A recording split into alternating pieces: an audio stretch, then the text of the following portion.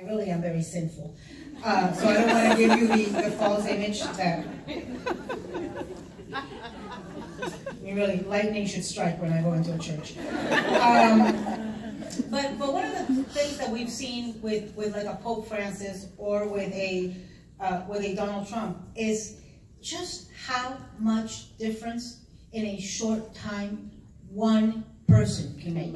That can be difference for good or difference for bad. I would argue Pope Francis has made difference for good in the Catholic Church. I would argue Donald Trump has made difference for bad in the party and in the United States of America.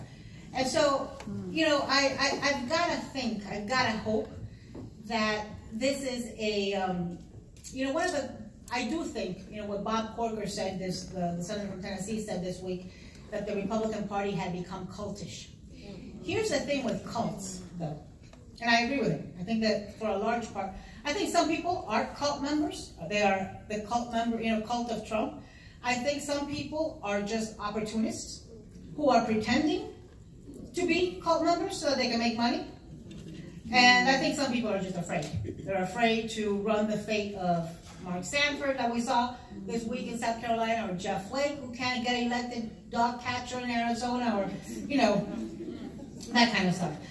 But, so the one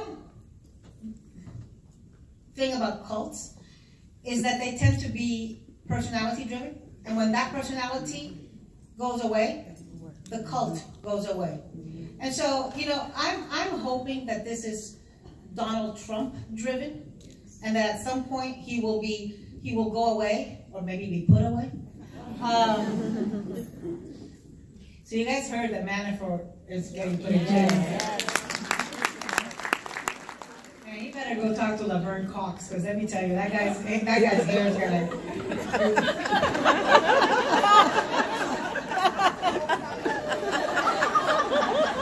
No dye jobs in prison.